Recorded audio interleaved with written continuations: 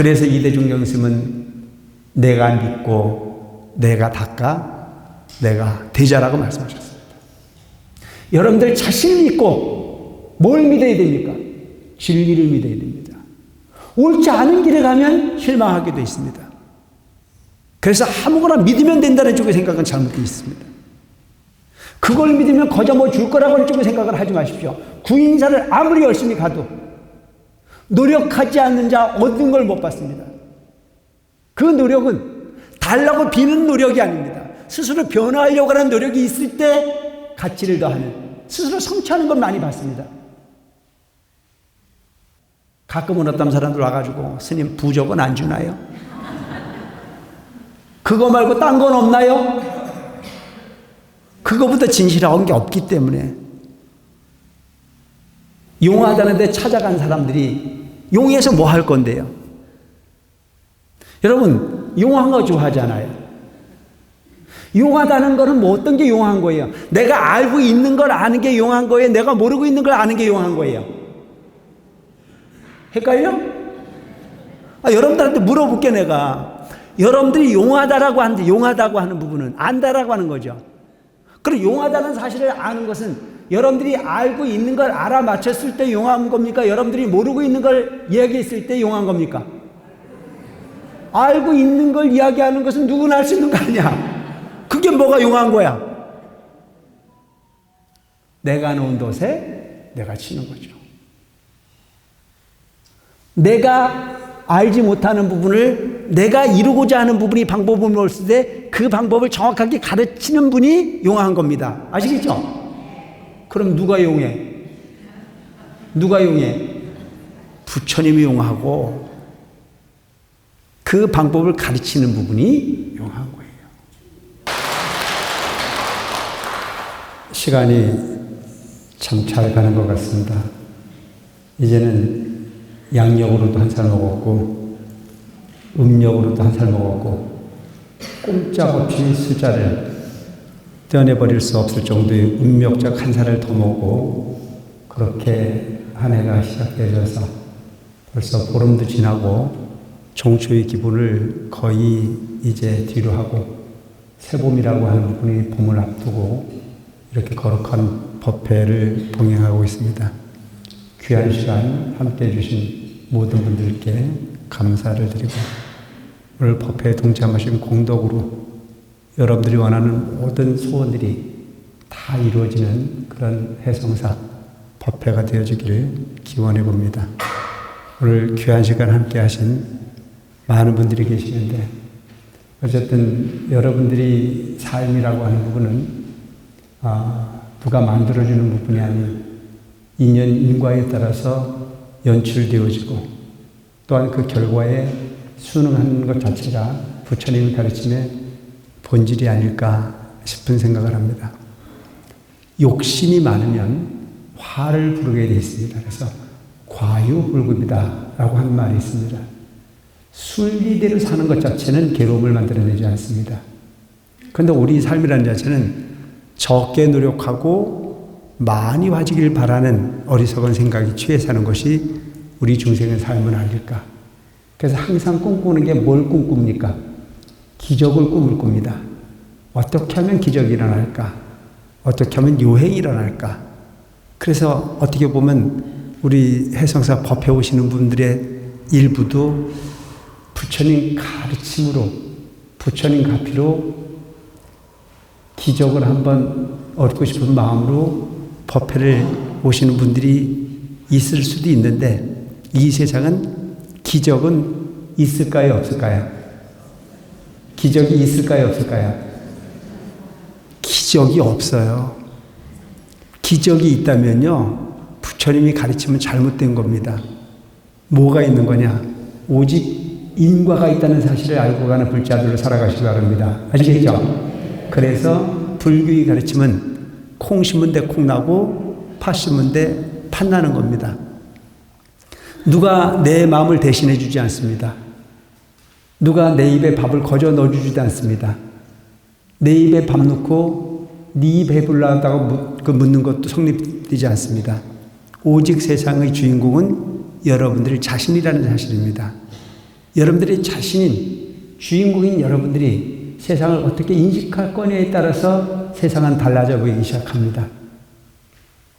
그런데도 오늘날 우리는 끊임없이 바깥 관계의 모든 부분이 나의 마음에 들게 해주길 바라고 누군가가 그렇게 해주길 바라는 기복적 성향의 욕심으로 살아가는 것이 우리 중생은 아닐까 싶은 생각을 합니다. 세상은 그대로입니다. 내 마음이 문제일 뿐이죠. 때로는 비가 오는 날이 좋을 수도 있고 맑은 날이 좋을 수도 있습니다. 여러분 항상 그렇던가요? 아니요. 시시각각 바뀝니다. 옆에 있는 사람이 항상 싫은 것도 아니고 항상 좋은 것도 아닙니다. 시시각각 변합니다. 그 사람이 변했습니까? 내 마음이 변했습니까? 그걸 우리는 뭐라고 그래요? 변덕이라고 합니다. 그 변덕스러운 그 마음을 얼마만큼은 잘 붙들고 사느냐라고 하는 것 자체, 그걸 붙들기 위해서 노력하는 것 자체, 그것을 걸어 우리는 어떻게 보면 수행이라고 하는 부분으로 말할 수 있지 않겠나라는 생각을 합니다. 여러분, 종교가 왜 필요하다고 생각하십니까? 종교는요, 바른 삶의 가치를 얻기 위한 그야말로 진리를 말합니다. 참진자의 이치이자 바른 이치를 통해서 세상을 얻고자 하라고 하는 가르침, 그걸 우리는 진리라고 말합니다. 진리의 본질은 뭡니까? 노력한 것만큼의 대가를 얻는 게 부처님이 가르친 본질입니다. 되게 해주세요. 되게 해주세요. 그런 부분은 구걸이지 그것은 결코 진리라 말할 수 없습니다. 되고 싶으면 될 짓을 해야 됩니다. 될 짓을 하지 않고 되게 하다라고 얘기하는 경우가 너무 많습니다. 그 되는 목적도 잘 생각해 봐야 돼요. 뭐를 위해서 되고 싶은가? 순간적 이익을 도모하기 위함인가? 영원한 삶의 이익을 얻기 위함인가? 불교는요, 쪼잔하지 않아요. 그냥 눈앞에 있는 이익을 구하는 부분이 가르침이 아닌 영겁의 삶의 주인공으로 살 수 있는 가르침을 피력하신 것이 부처님 가르침의 본질입니다. 그래서 부처님 가르침의 본질은 뭐예요? 처음도 좋고 중간도 좋고 끝도 좋아야 합니다. 여러분, 그런데 우리 삶은 어떻습니까? 좋은 줄 알고 만났는데 실망하는 경우가 많습니다. 나쁜 놈인 줄 알고 차내버렸는데 지나가 보니까 좋은 놈입니다. 좋은 일인 줄 알고 시작했는데 그것이 나를 크게 실망시키는 경우도 너무 많고, 나쁜 일인 줄 알고 비켜갔는데 그 일이 출세에 가도였는데 길을 잃어버리는 경우도 너무 많습니다. 어떤 경우입니까? 그냥 남이 버린 부분을 하도 쓸데없다고 해서 나도 별로 쓸 일은 없었는데 그냥 그가 불쌍해가지고 버리는 심 대고 돈 몇 푼 주고 산 땅이 갑자기 올라와서 벼락부자가 되는 경우가 있습니까? 없습니까? 그걸 가지고 우리는 뭐라고 그래요? 그걸 가지고 기적이라고 합니다. 그런데 그게 기적입니까? 아니요. 좋은 마음으로 상대방에게 베푼 마음이 내가 지은 내가 한 행동이 복으로 돌아왔을 뿐입니다. 어떤 사람은 계산을 합니다. 이 땅을 살면 길이 날까 안 날까? 그래서 가만히 생각해 보니 이 땅을 사놓으면 분명히 조금 올라가서 돈을 벌 것 같아요. 그래서 금리가 높은 이자를 은행에 가서 대출을 받아다가 땅을 사놨는데 길이 글로 안 가고 엉뚱한 데로 갔습니다. 망했어요, 안 망했어요? 벌 받았어요, 복 받았어요? 그러니까 모든 부분은 억지로 맞추려고 하면 실망이 크게 되어 있는 것이 세상의 삶입니다. 그런데도 불구하고 그런 경우의 짓을 해놓고도 누구를 원망합니까? 내가 해성사에 갔다 돈 준 게 얼마인데, 내가 불사를 할 때 갔다 시주한 게 얼마인데, 내가 해성사 화장실 가서 청소한 게 얼만데, 내가 해성사 주지스님한테 가서 눈 맞춘 게 얼만데, 어찌 나한테 이런 일이 있느냐라고 하는 쪽의 생각으로 원망으로 일관하는 사람들도 꽤 있는 거지, 세상으로 보면. 그것은 부처님이 욕먹을 짓입니까? 해성사 주지가 욕먹을 짓입니까? 그것이 인거예요. 그것이 업입니다. 그래서 욕심으로서 세상을 바라다보지 말고 있는 그대로 소유욕지족하는 마음을 갖고 살아라. 내 마음의 고요함을 찾아라. 내 것이 아닌 부분을 내 거로 꿈꾸는 순간에 괴로움을 만들어지기 시작합니다. 내가 먼저 얻겠다라고 하는 마음을 가지면 그때부터 가슴이 두근두근합니다. 내려놓고 복이면 오겠지, 내게 아니면 오지 않겠지라고 하는 느긋한 마음을 가지고 세상을 살면 그도 편하고 나도 편안한, 그 마음도 편하고 내 마음도 편안한 삶일 수 있습니다. 가끔은 안타까운 경우가 너무 많아요. 해성사에도 타종교인들이 포기하러 오는 경우가 많아요. 거기 따라가가지고 망한 사람도 여러 봤어요. 나는 해성사를 여러분들에게 기적이 일어나는 공간이라고 말하고 싶지 않습니다. 이 공간은 여러분들이 마음을 찾는 공간이어야 되는 것이고, 여러분들이 욕심으로 일어왔던 세상을 모두 버리고 가장 청정한 마음으로 돌아가서 그 청정한 가운데 진리를 구할 수 있는 여러분들이 되었으면 좋겠습니다. 현실이 삶에서 욕심을 다투는 여러분들이 되지 말고 영겁을 통해서라도 공덕이 주인공이 될 수 있는 여러분들이었으면 좋겠습니다.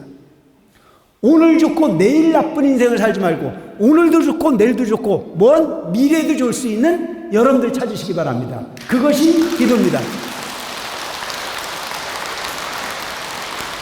그것은 양심입니다. 그것은 청정함입니다. 그걸 잃고 우리는 불성이라고 합니다. 불에 넣어도 타지 않고 세월에 가도 늙지 않고 크지도 않고 적지도 않고 늘지도 않고 줄지도 않고 변함이 없는 그 하나를 찾는 것 자체가 여러분들이 해야 할 가장 완벽한 숙제가 아닐까 싶은 생각을 합니다. 눈앞에 있는 이익은 영원하지 않습니다. 어저께 내가 불교대학에서도 얘기를 했지만 우리는 한낱 무대에 올라 연극처럼 사라지는 시간을 보내고 있는 것이 우리 인생일 뿐입니다.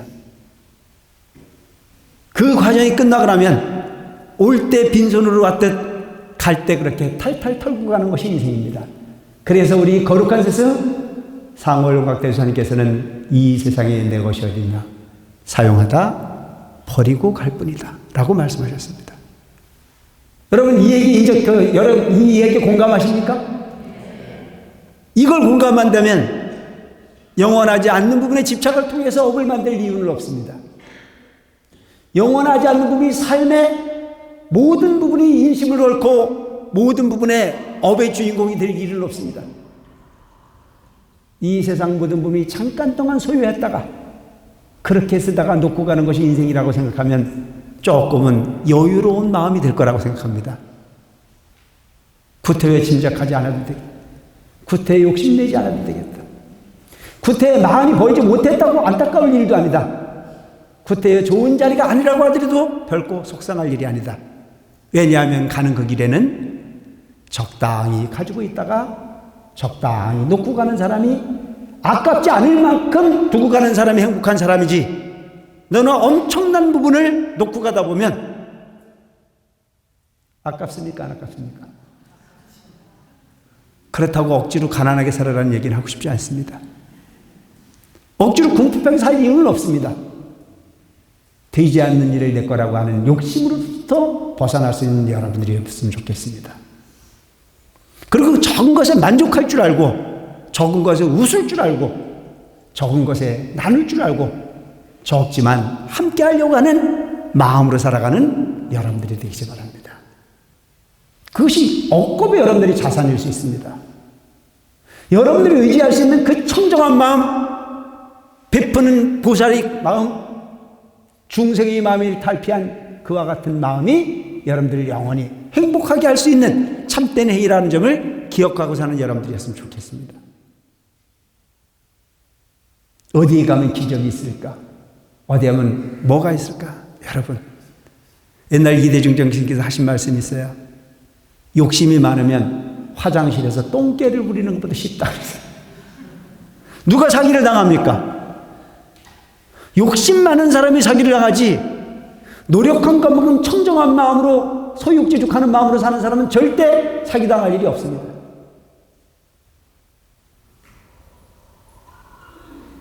기적을 꿈꾸는 사람, 일확천금을 꿈꾸는 사람, 종교는 종교다워야 되는데 모든 재산을 다 팔아다 갖다가 바쳐놓고 복받기를 바라는 사람들이 꽤 많습니다. 또 그 종교가 옳다고 여기에 꼬시러 오는 사람들 내가 꽤 봤어. 근데 누구라고 말은 안 해요. 참 어리석지 않습니까? 다 망해놓고 난 다음에 그때 가서 온갖 후회를 다 해봐도 아무 소용없는 일입니다. 여러분들에게 꼭 말씀드리고 싶습니다. 삶을 위한 종교를 선택하십시오. 종교를 위한 삶을 선택하는 어리석음에 쓰지 마시기 바랍니다. 저는 감히 말합니다. 너는 무엇 때문에 사느냐고요? 내가 나한테 물어봅니다. 오지랖 넓은 말은 하고 싶지 않아요. 중생을 위해서 산다라고 하는 말은 나는 하고 싶지 않아요. 중생을 위해서 살고 싶지만 아직 그 중생을 위해서 살 수 있는 능력이 되지 못합니다. 시건방을 떨 이유는 없어요. 나를 위해 살 뿐입니다. 전생에 지은 공덕이 넉넉하지 않아. 전생에 닦은 지혜가 넉넉하지 않아. 아직도 우매해 나가. 부처님 진리를 만나 조금은 지혜롭고 조금은 공덕이 있어 먼 미래 부처님 품 안에 함께 살고 싶은 목적이 있을 뿐 그 이상도 그 이하도 아닙니다.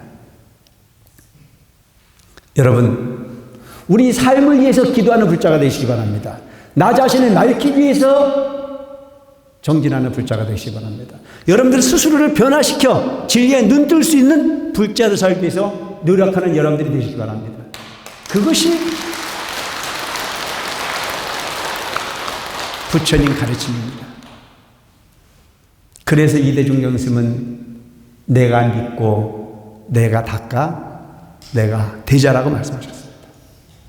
여러분들 자신을 믿고 뭘 믿어야 됩니까? 진리를 믿어야 됩니다. 옳지 않은 길에 가면 실망하게 되어 있습니다. 그래서 아무거나 믿으면 된다는 쪽의 생각은 잘못되어 있습니다. 그걸 믿으면 거저 뭐 줄 거라고 하는 쪽의 생각을 하지 마십시오. 구인사를 아무리 열심히 가도 노력하지 않는 자 얻는 걸 못 받습니다. 그 노력은 달라고 비는 노력이 아닙니다. 스스로 변화하려고 하는 노력이 있을 때 가치를 더하는, 스스로 성취하는 걸 많이 받습니다. 어리석은 불자가 되지 말고 지혜로운 불자로 살아갈 수 있기를 바랍니다. 남의 이야기에 귀 기울이기보다는 스님 법문 듣고 스님 가르침 듣고 스님 상담을 통해서 내가 내 마음을 닦아갈 수 있는 여러분들이 되시기 바랍니다. 아무 의미 없는 욕심의 주인공을 살아야 될 이유가 없습니다. 여러분들이 항상 재미없을 겁니다. 주지스님한테 상담하러 가면 소원이 있어서 갔는데 꼭 하는 얘기는 한마디밖에 안 합니다. 뭐라고 그래요? 뭐라 그래요? 기도하라 그래요. 그럼 뭐라, 여러분들이 속으로 생각하기를 뭐라 그래요? 그까짓 건 나도 하는 건데 왜 그 얘기를 꼭 들어야 될까? 여러분, 그 얘기 가장 완벽한 얘기입니다. 그거보다 진실한 가르침은 없습니다. 여러분들의 마음을 여러분들 스스로가 찾고 여러분들 스스로가 변화시키고 여러분들 스스로가 행동을 바꾸는 것 자체가 진리라는 사실을 잊지 마시기 바랍니다. 가끔은 어떤 사람들 와가지고 스님 부적은 안 주나요? 그거 말고 딴 건 없나요? 그거보다 진실한 게 없기 때문에 용하다는데 찾아간 사람들이 용해서 뭐 할 건데요? 여러분, 용한 거 좋아하잖아요. 용하다는 거는 뭐 어떤 게 용한 거예요? 내가 알고 있는 걸 아는 게 용한 거예요? 내가 모르고 있는 걸 아는 게 용한 거예요? 헷갈려? 여러분들한테 물어볼게 내가. 여러분들이 용하다라고 하는데 용하다고 하는 부분은 안다라고 하는 거죠. 그럼 용하다는 사실을 아는 것은 여러분들이 알고 있는 걸 알아맞혔을 때 용한 겁니까? 여러분들이 모르고 있는 걸 이야기했을 때 용한 겁니까? 알고 있는 걸 이야기하는 것은 누구나 할 수 있는 거 아니야. 그게 뭐가 용한 거야? 내가 놓은 돛에 내가 치는 거죠. 내가 알지 못하는 부분을 내가 이루고자 하는 부분이 방법을 모를 때 그 방법을 정확하게 가르치는 분이 용한 겁니다. 아시겠죠? 그럼 누가 용해? 누가 용해? 부처님이 용하고 그 방법을 가르치는 부분이 용한 거예요. 어리석음에 취해서 욕심으로 일관하지 마시고 오직 정진하고 기도해서 성취하는 불자가 되시기 바랍니다. 아시겠죠? 기도하는 거예요. 그래서 이 해성사를 이렇게 크게 졌다는 거 아니야. 맨빛을 이한 공간이라면 이렇게 넓은 공간을 지어야 될 이유가 없어요. 20시간, 4시간 열어놓고 오직 내 마음을 찾아라. 내 마음을 찾기 위해서 노력해라. 여기엔 체면도 필요 없어요. 여긴 그 이유가 필요가 없어요. 그래서 여러분, 우리는 현실에 사는 삶에 악의다툼을 하고 질투를 하고 앞서고 뒤서고 하는 데 목적으로 살 것이 아니고 있는 그들이 세상을 보호할 수 있는 진리의 주인공이 되어야 된다. 저 유명한 천태종의 본거지는 중국 국청사입니다. 우리가 국청사라고 그러면은 그곳에 지자대사께서 머물러 계셨고 그분께서 천태종을 처음 개립하신 공간이라고 이해하는 사람들이 많습니다. 물론 오늘날 천태종의 총무사는 중국 국청사입니다. 그런데 지자대사는 국청사에 머물러 사셨던 적이 없습니다. 지자대사는 국청사에 머물러 사지 않았고 화정봉이에 수선사라고 하는 절에서 머무르셨고 그 주변에 많은 사찰들을 지으시기도 하셨고 많은 가르침을 피기도 하셨습니다. 국청사는 지자대사가 열반에 드시기 전에 황제에게 국가의 운명을 다할 수 있는 좋은 기운을 얻으려거든 국청사라고 하는 절을 황제가 지어야 된다라고 하는 걸로 부탁을 해서 지자대사의 청에 의해서 중국 진왕이 사찰을 지어서 국청사라고 하는 이름을 붙이고 지금까지도 운영이 되고 있는 그런 사찰입니다. 아주 기운이 좋은 터를 지자대사가 잡으셨죠. 지자대사가 설계를 하셨습니다. 그리고 지자대사가 열반하신 이후에 국청사가 완성이 됩니다. 그 국청사는 가면 지금도 교관총지라고 적어놨어요. 교관총지. 지자대사가 가르친 본질은 뭐냐면 교관총지입니다. 그럼 교관총지는 뭘 교관총지라고 얘기하느냐? 교는 부처님의 이론적 가르침을 이야기하는 거고 관은 수행을 말합니다. 교와 선은 다르지 않다. 선이 없는 교가 있을 수 없고 교가 없는 선을 전파할 수가 없다. 이것은 수레의 양 바퀴와 마찬가지다. 지자대사라고 하는 위대한 스승께서 세상에 출현하기 전까지만 하더라도 교와 선이 서로 부딪혔습니다. 남쪽 불교와 북쪽 불교가 서로 부딪혔죠. 그래서 지자대사가 바라다 보니 불교가 오직 부처님이 가르침을 정하고 부처님 같은 마음을 만들어내는 게 궁극적 불교의 목적인데도 불구하고 어찌 서로 부딪히는가?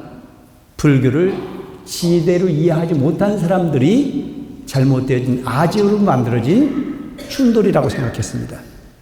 그래서 부처님께서는 그 지자대사께서는 교관총지, 이곳에서는 부처님의 교와 부처님의 선을 함께 가르치는 도량이다 라고 피력하신 부분이 바로 국청사입니다.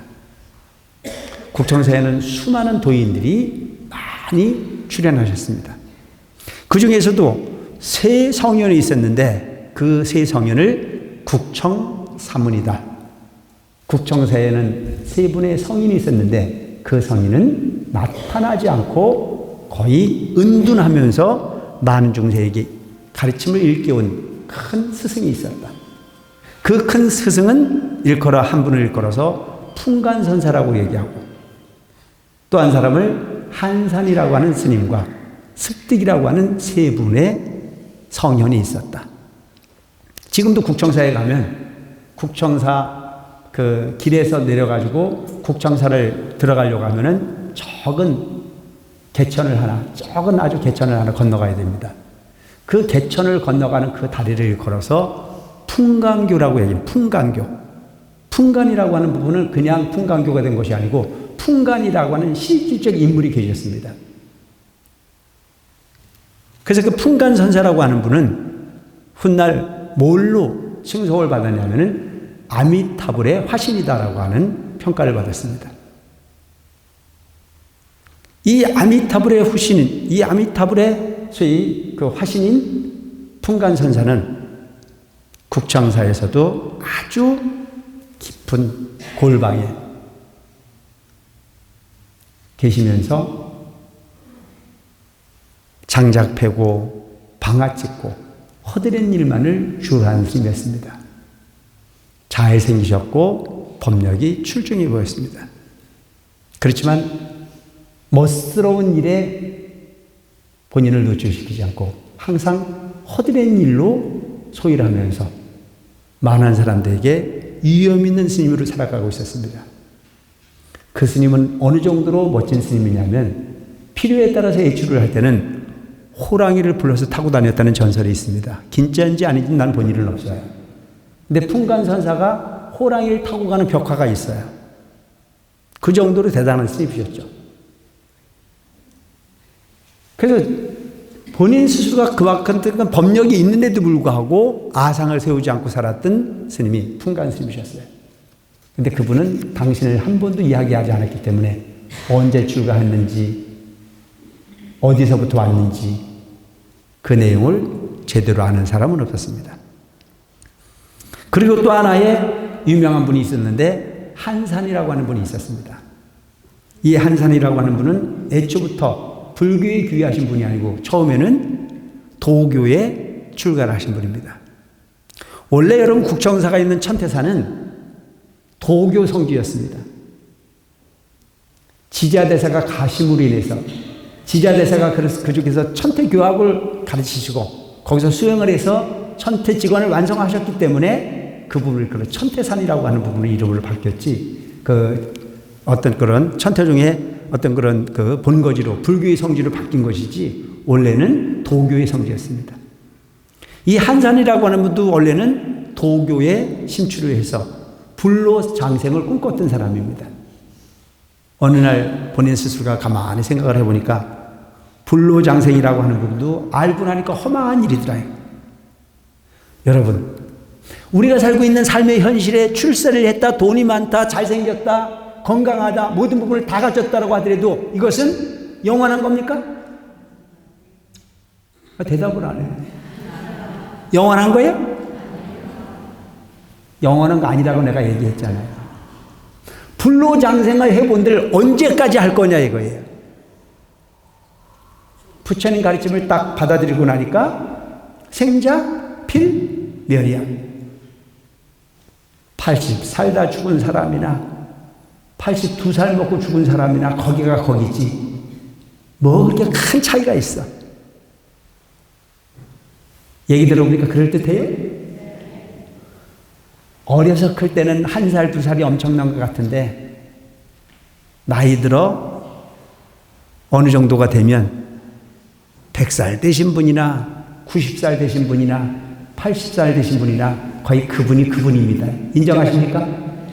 경로당 가가지고 세월 보내는 건 똑같아. 그런데 여러분 경로당도요. 너무 잘나면 경로당 갈 수 있어요? 에? 너무 잘난 척하는 사람은 경로당 갈 수 있어요? 그냥 적당히 사세요. 그게 행복일 수도 있습니다. 여러분, 사회적으로 너무 출세하셨던 분은요, 은퇴하고 나면 갈 데가 없어요. 왜? 놀아주는 사람이 없으니까. 근데 그냥 서민으로 사셨던 분들은 아무 데나 가면 돼야 안 돼요? 그게 더 여유일 수도 있습니다. 세상 생각 하나가 나를 참 피곤하게 만들 수도 있고 나를 참 편안하게 만들 수 있습니다. 그래서 부처님 가르침은 마음 먹기에 달려있다고 말하는 이유가 바로 그거라고 볼 수도 있어요. 뭐 저도 그 말할 자격은 없습니다. 여러분, 흔히 중벼슬은 뭐라고 그래요? 중벼슬을 닭벼슬이라고 그러잖아요. 중벼슬은 닭벼슬이라는데, 나도 내가 원한 건 아니지만 종단에서 내가 벼슬을 좀 해봤거든요. 근데 그 재미가 쏠쏠해요. 안 해본 사람 말을 하지 마세요.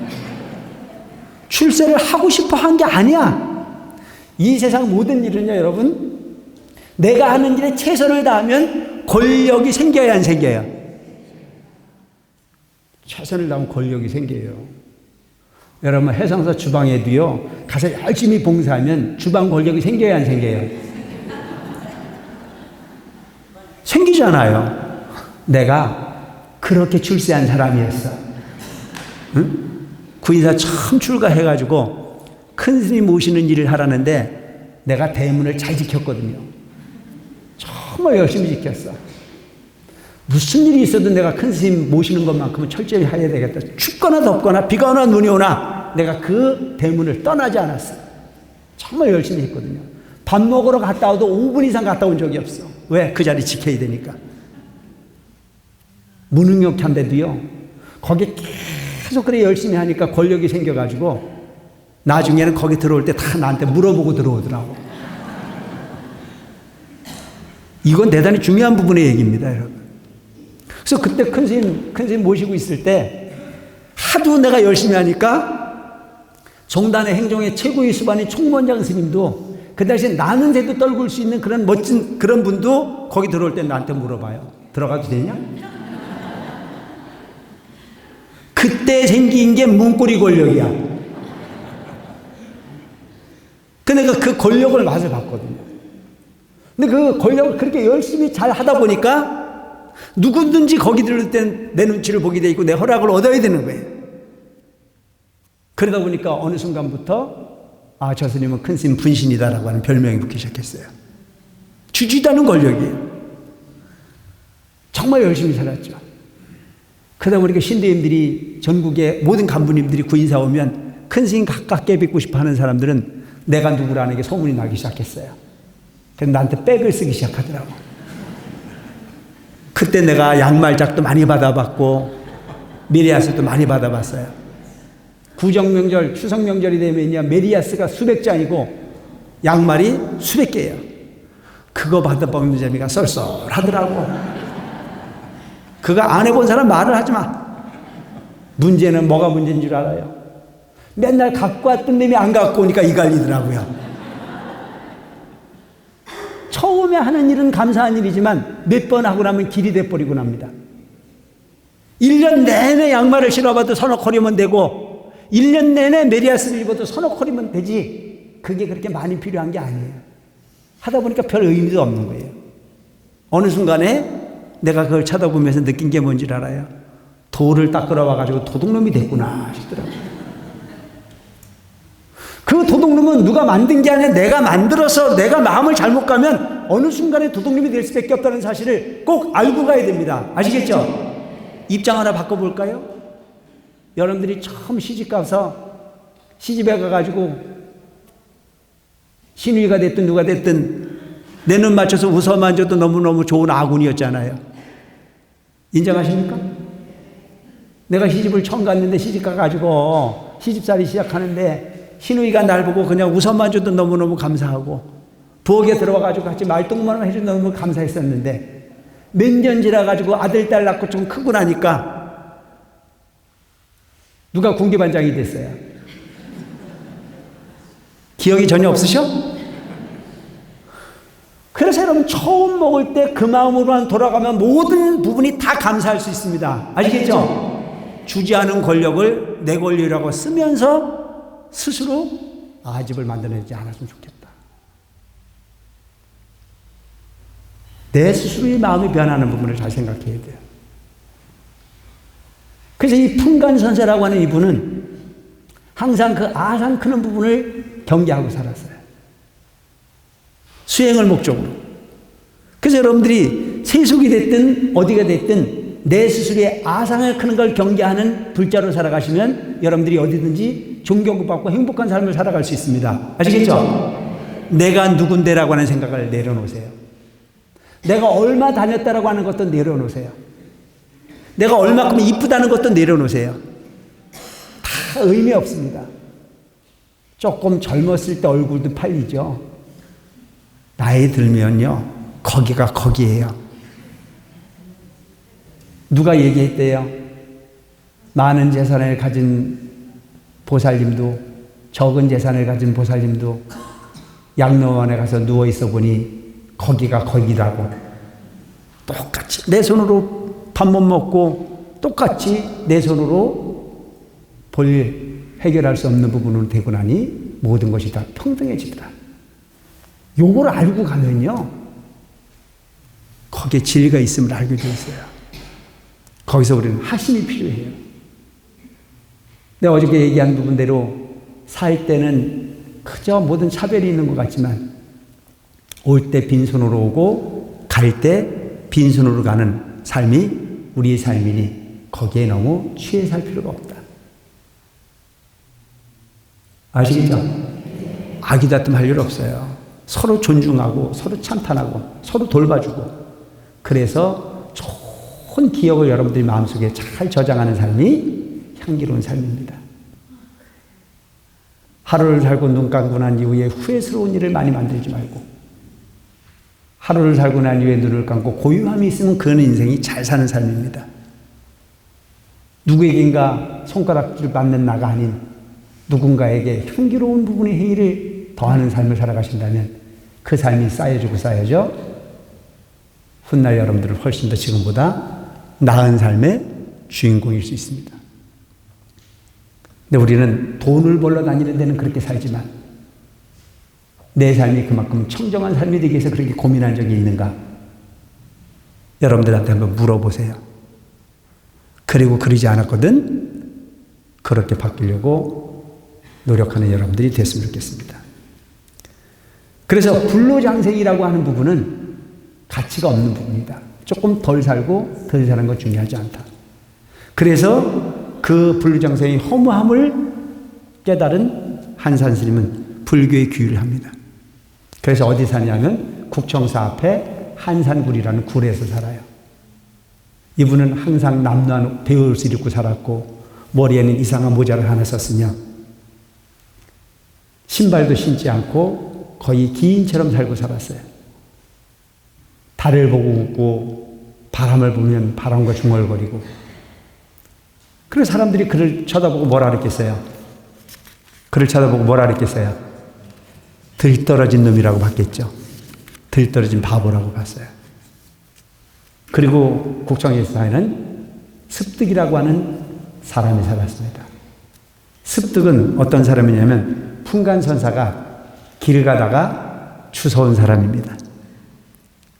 그래서 이 습득이 좀 커가지고 국청사에서 뭘 했냐면 국청사 부엌에서 설거지하고 불 떼고, 그래서 주로 설거지 담당이에요. 굳은 일을 주로 하는. 근데 이 한산이라는 사람은 절에 살지 않고 절 바깥에 동굴에 사니까 가끔 습득을 찾아와요.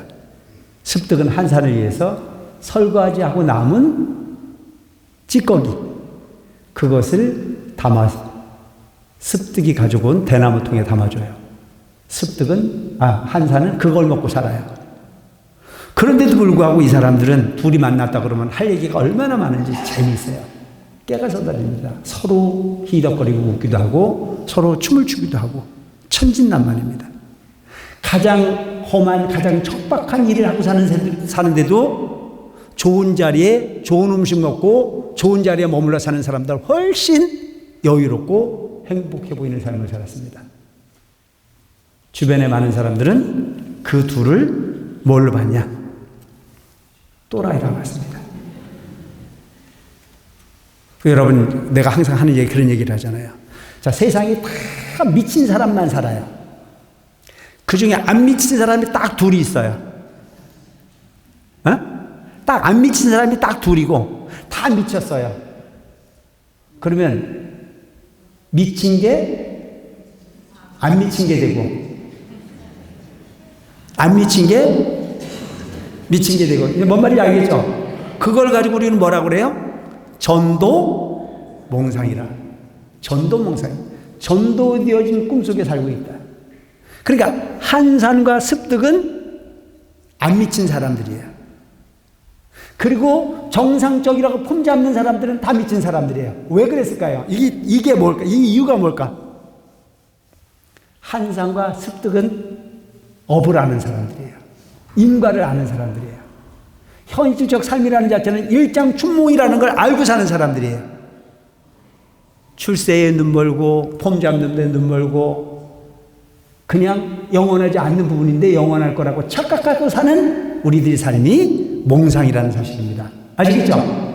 그렇기 때문에 여러분들한테 말씀드리고 싶은 건 뭐냐면 열심히는 사시는데 이 삶이 다라고 하는 생각을 하지 마시고 열심히 사시다가 가끔은 해성사에 와서 관세음보살 부르시기 바랍니다. 이게 안 미친 일이에요. 이게 남는 장사야. 나머지는 다 놓고 가야 돼. 다 놓고 가야 돼.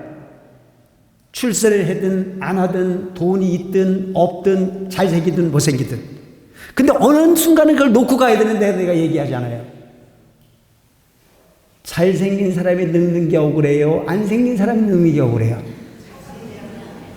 대답을 안 해. 똑같이 억울해. 똑같이.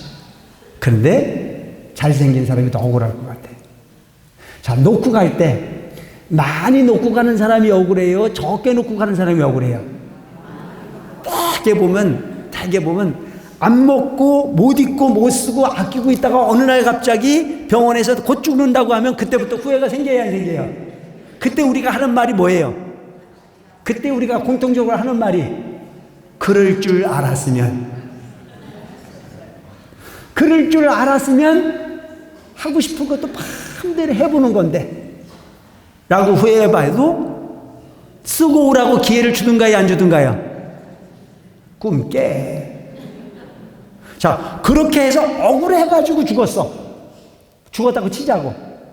그 사람은 너무나 못 먹고 못 입고 세상에 많은 걸 남겨놓고 죽었으니까 그 사람은 우리가 계산적으로 해보면 극락 가야 돼요? 지옥 가야 돼요? 대답을 안 해. 계산적으로 보면 그것은 내가 벌어서 안 먹고 벌어놓고 죽었으니까 누구에겐가 좋은 일이 됐는데 그렇게 계산하면 그 사람은 좋은 데 가야 돼요? 나쁜 데 가야 돼요? 좋은 데 가야 돼요? 대답을 안 해. 자, 그 좋은 데 갈 수 있을까 없을까? 꿈 깨. 절대 좋은 데 못 가지. 절대 좋은 데 못 가는 거야. 왜? 그가 죽을 때는 억울했기 때문에. 그래서 여러분, 억울하면 좋은 데 못 갑니다. 그래서 지금부터도 연습하세요. 내 눈에 흙 들어가기 전에 잊는다 못 잊는다? 잊어주세요. 그게 남는 거예요. 그게 잊어주는 게 가치 있는 일이에요. 절대 며느리한테 속상한다고 이갈지 말고 내가 딸내미를 지를 어떻게 길렀는데 지가 시집가가지고 그렇게 입을 닦느냐고 원망하지 말고 영감탱이가 나를 아무리 속을 썩여서도 이가하지 말고 그냥 지나간 건 잊어버리고 이 순간부터 좋은 마음으로 갈 수 있는 여러분들을 살아가시기 바랍니다. 아시겠죠? 그래 청정한 마음이 됐을 때 그 청정한 마음이 여러분들이 마음을 구하게 여러분 자신을 구할 수 있어요. 잊어버리고요. 그래서 이 한상과 습득은 항상 그렇게 찌꺼기를 먹고 그렇게 살았어도 누군가를 원망하지 않고 살았어요. 항상 좋은 마음. 그렇기 때문에 좋은 옷을 입거나 누구한테 보여주기 위해서 애쓰지 않았어요. 자신들에게 충실하고 살았어요. 멋진 도인이죠. 근데 여러분, 우리는 어떡합니까? 집에 있을 때는 아무렇게나 하고 있다가 남편이 출근을 하는데도 눈도 안 뜨고 갔다 오라고 하는 사람들이 있어. 새 집을 짓고 밥은커녕 문도 안 열어주고 갔다 오든 말든 그렇게 살다가 슈퍼마켓에 갈 때는 머리 빗고 바르고 시장을 하고 가요. 내가 아는 사람은 다 알아.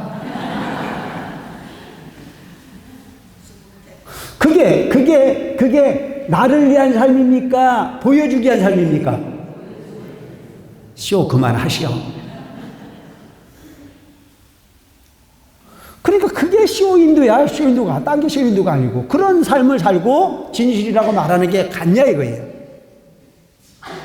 집에서도 계획적으로 잘 갖춰 사시고 밭과 겉이 같은 마음으로 사는 여러분들이 되시기 바랍니다. 아시겠죠?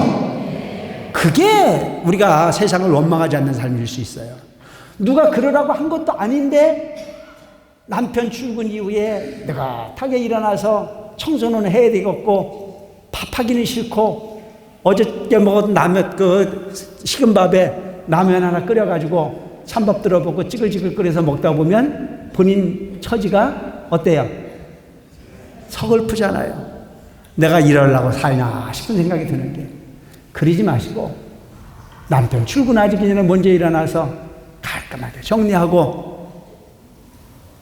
맞벌이를 하더라도 같이 먹고 나가고 그래서 조금 더 성실하게 움직여서 깔끔하게 정리하게 움직여서 혼자 밥을 먹어도 정확하게 차려서 밥을 먹으면 본인 스스로가 대접받는 기분이 됩니까 안 됩니까? 여러분들 스스로가 천대하지 않는 여러분들이 되시기 바랍니다. 아시겠죠? 남한테 대접받기를 바라지 말고 남을 잘 대접해 주시고 여러분들 스스로에게도 대접해 줄 수 있는 삶을 살아가시기 바랍니다. 아시겠죠? 그렇게 살아야만 또한 대접받을 수 있습니다. 여러분, 묘한 게 한 가지 있어요. 딸이 됐든 아들이 됐든 집에서 잘 대접해서 키워놓으면요, 그 사람들이 밖에 나가서 대접받고 살아요. 근데 집에서 천덕꾸러기로 길러놓으면요, 그건 나가가지고도 천덕꾸러기가 돼요. 인정하십니까? 무서운 거예요. 그건 대단히 중요한 부분이란 말이죠. 그래서 여기서 이야기하고 있는 부분은 뭐냐면 그런 겉거지고 형태의 누군가가 보여주는 부분에 의식하지 않고 사는 한산과 습득이었습니다. 어느 날 국정사에서 큰 계를설하는 큰 법회가 있었습니다. 국정사 법당에 수백 명의 대중이 모여서 큰 스님을 초청해서 계를 주는 법회가 있었어요. 그때 한산과 습득이 많은 대중이 있는 가운데 법당 참배를 하려고 둘이 장난을 치면서 천진난만하니까 법당에 들어가려고 해요. 그러니까 어떤 스님들이 그 사람들은 처음부터 도인이 아니었잖아요. 조금 우습게 봤잖아요. 그러니까 감히 어딜 이 큰 법당, 그 법회에 이 법당에 들어오려고 하느냐고 길을 막았어요. 그러니까 그때 한산 스님이 하는 얘기가 이렇게 얘기를 합니다.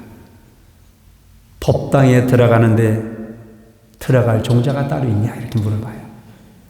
멋있죠? 부처님이 계시는 법당에 들어가는데 종자가 따로 있냐? 그러니까 습득이 그 말 받아가지고 그것도 그렇지만 설법들을 종자가 또 따로 있는 건 아니잖아요. 법당에 들어가는 부분이 종자가 따로 있는 것도 아니고 계를설하는 계사의 법을 듣는 것도 종자가 따로 있는 게 아니냐.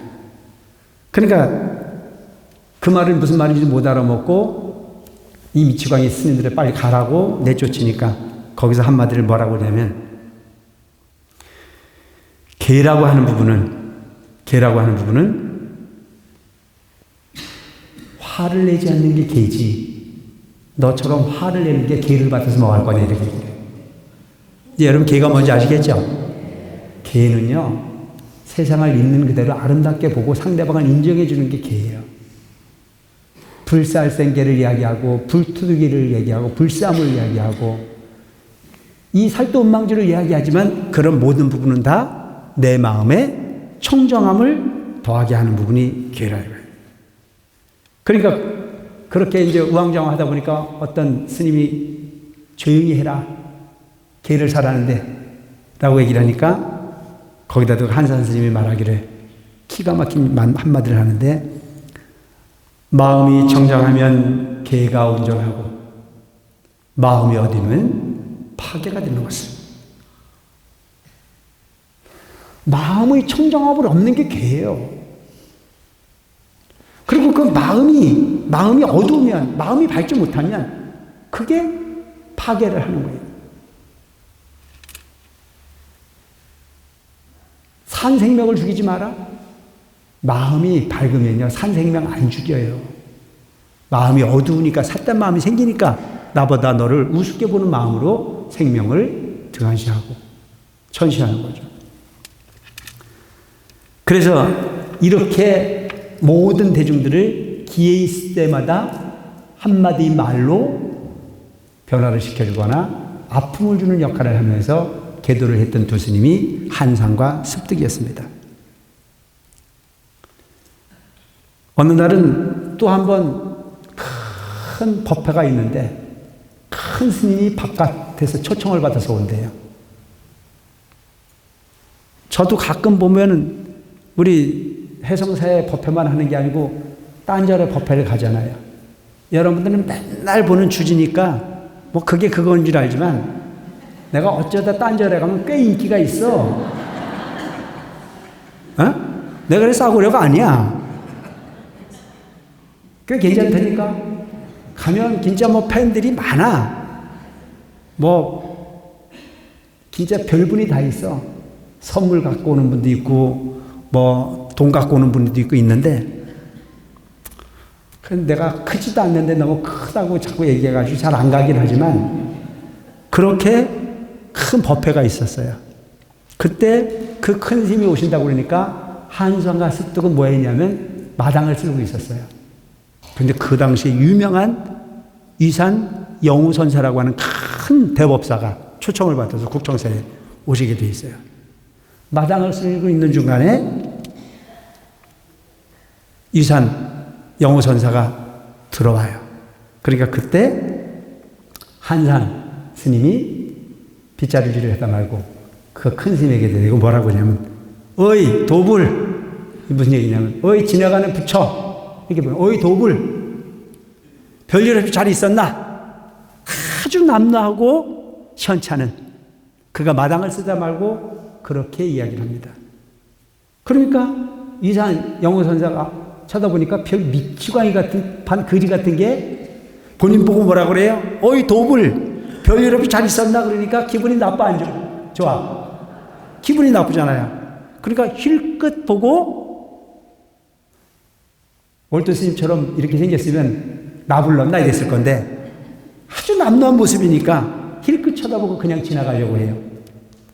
그러니까 습득이 주정자를 그 옆에 마당을 쓰려고 주장자 같은 분이 탁 들면서 뭐라고 하냐면, 노형 이걸 뭐라고 부르는가 이렇게 얘기를 했어요. 그러니까 이산사자가 대답을 못하고 그냥 가려고 그래요. 그냥 지나가려고 해요.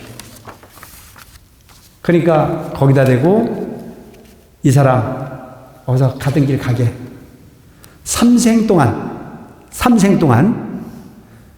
국왕의 왕사 노릇을 하더니 뚱해져가지고 속한이 다 됐구나. 네가 좋은 비단가사에 황자 앞에 가서 법문하고 왕사라고 식사 대접받고 그러더니 옛날에 덜 닦았고 다 잊어버리고 속물이 되었구나. 그러니까 거기다 대고 이산 영우선사가 묻기를 뭐라고 묻냐면 자네의 가풍은 어디인가 이렇게. 응? 자네의 가풍은 어딘가? 너는 누구냐 이렇게 물은 거예요. 그러니까 한산 스님이 손을 거꾸로 잡고 하늘을 쳐다보면서 탁 서요. 이건 뭐냐면 차수일입이라 너하고 나하고는 오랫동안 잘 알고 있는 사이인데 니는 눈이 어두워서 나를 모르고 나는 마음이 맑아 전생에 같이 도 닦았던 너를 알아보는데 문제는 뭐냐면 너도 알아보고 나도 알아봐야 세상이 되는 건데 나는 너를 알아보는데 너는 나를 못 알아보는 거라. 이게 멋진 표현을 하는 거예요.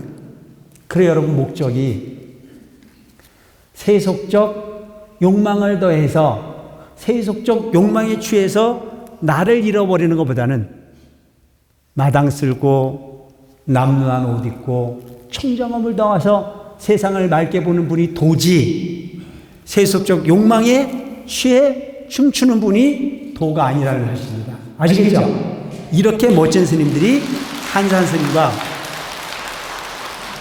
습득 스님이었어요. 이렇게 이분들은 도력이 높은 분들이 바로 소위 한산 스님과 습득 스님이었어요. 그러니까 법산 위산 영우선사 같은 그런 엄청난 존경받는 분들도 한산이 누군지 습득이 누군지를 몰랐다는 얘기입니다. 여러분 눈 밝은 게 도예요. 잠시 동안 머물러 가는 부분에 그런 배우처럼 사는 부분의 삶을 목적이라고 생각하지 말고 과감하게 여러분들이 나를 돌이켜볼 수 있고 나를 찾을 수 있는 그런 삶의 주인공을 살 필요가 있습니다. 하루는 한산 스님이 습득 스님에게 이런 내용을 물어봐요. 습득, 세상 사람들이 말이야 나를 비방하고 나를 업신여기고 나를 욕하고 비웃고 깔보고 천대하고 미워하고 속이니 이거 어떻게 했으면 좋겠나? 요 얘기는 여러분들한테 다 포함되는 거 아니에요? 세상을 살다 보면 어떨 땐 나는 비방하는 경우가 생기기도 하고 어떤 사람이 나를 업신여기기도 하고 누가 나를 제일 업신여겨요? 누가? 우리 집 영감이. 에? 때로는 나를 욕하고 내가 하는 일을 비웃고 깔보기도 하고 그래서 그런 말 있잖아요. 밖에 나가가지고는 차하면서 지집에서는 아주 못된 인간들 많잖아요. 누구라고 말은 안 해. 그런 천대받고 미워하고 속이니 어떻게 대처하기 좋겠는가 이렇게 물어봤어요. 그러니까 습득이 거기다 답을 하는데 뭐라고 답을 하냐면 참고 인욕하래. 참고 양보하고 원하면 주라 이거 양보하고 내버려 두고. 근데 우리 보살님 내버려 둬요? 내버려도 안 내버려도 안 내버려 두잖아. 반 죽잖아. 내버려 두고 정면으로 대처하지 말고 회피하라 해요. 비켜가라. 견뎌내고 그를 차라리 공경하고 그와 따지지 않으면 시간이 지나고 나면 너는 그를 다시 보게 되리라. 무슨 얘기냐? 그렇게 하게 둬라 이거예요. 그리고 시간 지나면 그는 천박한 존재가 될 거요. 너는 그 사람을 다시 볼 수 있는 그런 기회가 될 거다. 얼마나 멋진 얘기입니까? 부딪혀 싸우라는 것이 아니고 상대방을 다 수용해서 받아들이래. 요게 도야. 그렇게 얻어야 되는 거예요. 와서 기도를 하는데도 불구하고 부처님 그놈 나쁜 놈이니까 그놈 좀 벌받게 해달라고 그러면 그건 기도가 아니야. 기도를 하는 것 자체가 그놈 좀 갖다가 푹 엎어졌으면 좋겠다고 하고 앉았고. 그건 내가 옛날에 얼마 전에 얘기했잖아. 어떤 보살님이 80 서너 되셨는데 남편이 평생 바람 피우고 집에 들어오지도 않고 온갖 못된 짓을 다 했는데 병드니까 들어왔더라 이거예요. 들어와가지고 병 들어서 누워있으니 어떻게 수발을 안 들 수도 없고 맨날 죽거리에다 주고 맨날 그렇게 해주는데 그 영감을 갖다가 보는 순간마다 우라통이 치밀어 와가지고 요거를 어떡할까 싶은 생각이 들어서 죽겠대요. 그래서 나보고 물으러 와서 요걸 꼭 눌러 죽입니까? 내버둡니까? 그래서 내가 뭐라 그러냐면 그러지 마라. 잘해줘라. 그러면 그렇게 잘해주면 그 영감은 죽어서 어디 갈 것 같냐? 그 영감은 평생 못되게 살았으니까 지 맘대로 가겠지. 보살님은 그걸 평생 잘 참고 살았으니까 좋은 데 갈까 안 갈까? 내가 볼 때 좋은 데 가. 그런데 그 영감이 미워가지고 꼭 눌러주기 버리면 둘이 손잡고 같이 갈 거 아니야. 이제 뭔 말인지 알겠죠? 그러니까 미운 짓을 했다고 해가지고 거기에 대적하지 말고 뭐라 그래? 양보하고 참고 회피하고 그냥 견뎌내. 그게 도야. 참 멋진 이야기를 지금 하고 있어요. 이걸 여러분들이 그냥 도인들이 하는 이야기만이라고 생각하지 말고 우리 삶에 견주어 보면 답이 나오지 않습니까? 이웃이 미워도 어떻게 하면 돼? 똥이 무서워서 비키냐 더러워서 비키지 하고 돌아가고, 아니 더럽다는 생각도 하지 말고 그냥 이해해 주면 돼. 그게 도가 돼야 되는 거예요. 그랬더니 습득이 뭐라고 또 이야기를 하냐면, 그렇게 이야기를 하면서 그렇게 이제 한산이 그렇게 이제 습득을 이제 습득한다게 답을 구하고 난 다음에 그런 것을 비낄 수 있는 방법은 없을까? 네가 지금 이야기했듯이 이런 걸 아예 비켜갈 수 있는 방법은 없을까? 그러니까 습득 스님이 뭐라고 얘기냐면, 내가 언젠가 미륵보살을 친견하고 미륵보살에게 들은 개성이 있는데 한번 들어볼래나? 참 멋져요. 그때 그 개성을 이야기하는데 뭐라고 얘기를 하냐면, 늙은 몸이 누더기 입고 늙어진 몸이 누더기를 입고 거친 밥을 먹었지만 배가 부르며 해진 옷을 기워서 몸을 가리니 모든 일에는 인연이 따를 뿐이다. 인연이. 모든 걸 다 인연으로 보라 이거예요. 억울하게 생각하지 말고. 어느 사람이 나를 꾸짖으면 억울해하지 말고 나는 좋습니다. 꾸짖는다. 받아들이지 않으면 되는 거고, 어느 사람이 나를 때리면 쓰러져 누구라 이거예요. 근데 오늘 우리는 보면 누가 나를 때리면 더 때려보라고 덤벼야 안 덤벼요? 그잖아요. 더 때려보라고 그러잖아요. 그럼 더 맞아 안 맞아? 그러니까 누가 때리려고 그러면 그냥 누우면 돼. 얼굴에 침을 뱉으면 어떻게 해야 돼? 바로 닦잖아요. 그럼 또 뱉잖아요. 그래 뭐라 그래? 얼굴에 침을 뱉어도 마를 때까지 그냥 쏘아야 돼. 응? 마를 때까지 그냥 두고, 내 편에는 애쓸 거 없다 이거예요. 그거는 본인이 한 것은 본인이 다 가져갈 거니까 그거 애쓰지 마라 이거예요. 왜? 그도 가고 너도 가고 손잡고 같이 가려고 그래요. 참 멋진, 실행하기는 어렵지만 이렇게 살면 분명히 내가 볼 땐 좋은 데 갈 것 같아. 내 편에서는 그렇게 애쓸 건 없지 않나. 이러한 바람이야말로 신묘한 그 보물이니, 만약에 이 소식을 알아듣는다면 도 못 이룰까? 어? 당연히 돈은 이루게 돼 있다. 그래서 도움을 잃을까 걱정할 게 없지 않나. 자, 마지막 구절이 더 재미있어요. 사람은 약하나 마음은 약하지 않고. 여러분, 사람은 약할 수 있어요. 낮을 수도 있고. 그렇지만 마음은 약하지 않아도 돼요. 마음은 얼마든지 강할 수 있지 않습니까? 쌈 잘하는 놈이 기도 잘하는 건 아니에요. 힘이 있는 놈이 기도 잘하는 건 아니에요.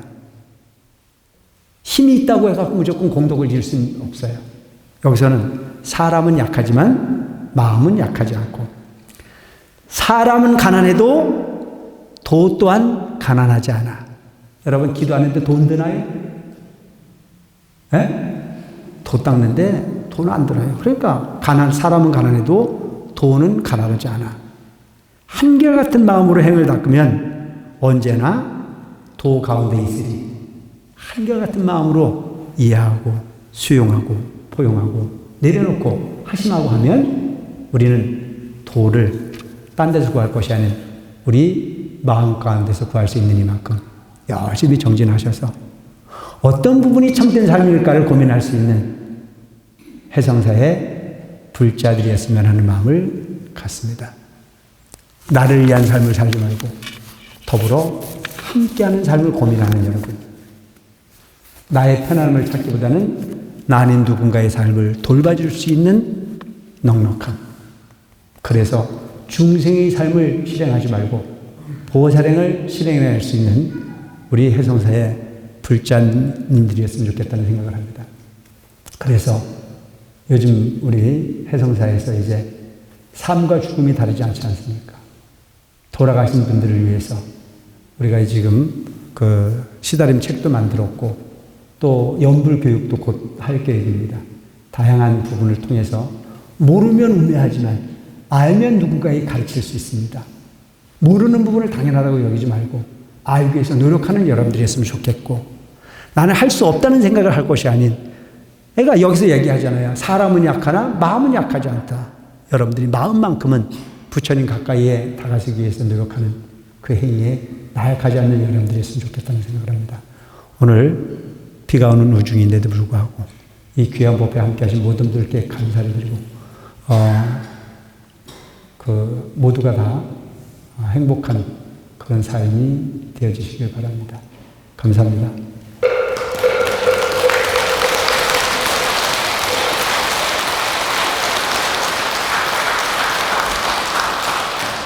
법가스님의 훌륭하신 법